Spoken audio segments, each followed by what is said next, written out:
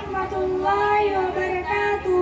अरे सानिया बाजी, आप सब इतनी तेज धूप में कहाँ जा रही हो? अरे आदिना बाजी, आपको मालूम नहीं है, आज हमारे मौलवी की मदरसे में हफ्तावारी और दुपहर जुम्मा है, उसमें शिरकत किए जा रहे हैं। आप भी हमारे साथ चलो। अरे नहीं, ये इज्तिमा फिज्तिमा क्या होता है? ये सुनते सुनते तो मेरे कान ही पक गए। जब देखो इज्तिमा, जब देखो इज्तिमा। तुम्हारे चक्कर में सब आएंगे। इस्लाम की, अल्लाह की और हमारे नबी सल्लल्लाहु अलैहि वसल्लम की और अच्छे अखलाक अपनाने की बातें होती है। वो हमारे मस्जिद के इमाम साहब है ना, वो भी इसी तरह की बातें करते हैं। ये सब बातें सुनते सुनते हमारे कान ही पक गए। ये सब बातें न कर।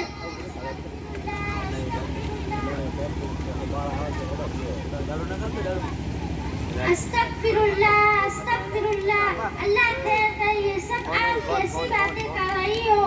लगता है आप सबका मजहब से और दिन से कोई ताल्लुक नहीं है और आप सबके दिल में जरा बराबर भी अल्लाह और उसके रसूल का खौफ नहीं है, इसीलिए आप लोग ऐसी बातें कर रहे हो। ए लड़की, खबरदार, जो तूने मेरे ऊपर हिजाब लगाया, वाह, ये कोई बात है कि अब दिल में अल्लाह रसूल का कोई खौफ नहीं, हमारी ना नजर से कोई ताल्लुक नहीं, हम लोग तुमसे ज्यादा ही दीन को जानते हैं। अब अगर दोबारा ऐसी बात जुबान से निकाली तो जुबान की डालूंगी। अरे जी, आप लोग तो बुरा मान गए, अपनी जहालत को सबके सामने जाहिर कर रही हो। हमारा मतलब आप लोगों को बुरा भला कहना नहीं था। हम सबकी जिम्मेदारी है कि हमारे सामने जब कोई दिन की बात करे तो उसका मजाक न बनाए और दिन की फजीलत को उसके सामने जाहिर करे। अरे बहन, आप हमको गलत समझ रही है। हम भी मुसलमान हैं, हम भी मुसलमान हैं,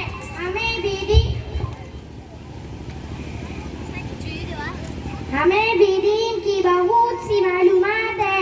हम दीन का मजाक नहीं उड़ा रहे हैं। आपने फजर की नमाज अदा कर ली? नहीं। आपने फजर की नमाज क्यों अदा नहीं की? अरे कान खुजालने की फुर्सत नहीं, नमाज कैसे पढ़े? अरे अभी तो आप कह रही थी कि आपको दीन की बहुत सी मालूमात है, आपको नमाज की फुर्सत नहीं। ये कौन सा दीन है? कौन सी दीन से मोहब्बत है? जुबान से कहना सिर्फ काम नहीं चलने वाला असल अमल मकसूद है। अभी आप जो ये कह रही थी कि नमाज की फुर्सत नहीं, मतलब आप ये कहना चाहती हो कि नमाज वो पढ़ता है जिनको कोई काम नहीं। दूसरे लफ्जों में नमाज उन लोगों का काम है जो बेकार होती है। हालांकि नमाज तो अल्लाह का हुक्म है, एक दिन में 5 नमाज फर्ज है। अरे बाजी, एक तो वक्त की नमाज छूट भी गई तो क्या होगा? अगर नमाज अदा नहीं करेंगे तो कब्र में बड़े बड़े सांप बिच्छू आकर रखेंगे। हम अपनी घर की छिपकली से भी रह जाते हैं। अगर आवाज में दरवाजा खुल जाए तो डरते हैं। वहाँ आखिरत में हमारी जी को पुकार सुनने वाला कोई नहीं होगा। उस अंधेरे घर के बारे में कुछ सोचा है? क्या हाल होगा? अरे बाजी, ये सब बातें ना करो, डर लगता है। नमाज तो पढ़नी ही चाहिए। देखो नमाज पढ़ने में कितनी लज्जत आती है। बाजी, जानती हो नमाज क्या है? हमारे नबी सल्लल्लाहु अलैहि वसल्लम ने फरमाया, कुर्रतु ऐनी फिस सलाह, नमाज में आंखों की ठंडक है, अल्लाह से मुलाकात का जरिया। अरे बाजी, अल्लाह तौबा, अल्लाह तौबा। अरे बाजी, ये तो बताइए, ऐसी तो दुनिया में बहुत सी औरतें हैं जो नमाज नहीं पढ़ती, रोजा नहीं रखती, तो उसको सांप बिच्छू आकर डसेंगे? बाजी, अल्लाह के रसूल सल्लल्लाहु अलैहि वसल्लम के फरमान के मुताबिक ये सजा सबको मिलेगी जो नमाज अदा नहीं करते। हमारे नबी सल्लल्लाहु अलैहि वसल्लम ने फरमाया, एक नमाज कज़ा करने की सजा, एक वक्त दोज़ख में जलना है और दोज़ख में बड़े बड़े अज़ाब मिलेंगे। इसलिए बाजी तौबा करे।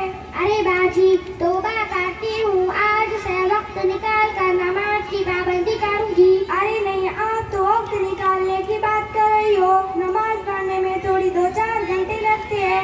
हम 2-2 घंटे मेकअप में लगा देते हैं, घंटों टीवी और मोबाइल के सामने बैठते हैं। मालूम नहीं रहता कि अल्लाह ने हमको पैदा किया, अक्ल अता फरमाई, बोलने के लिए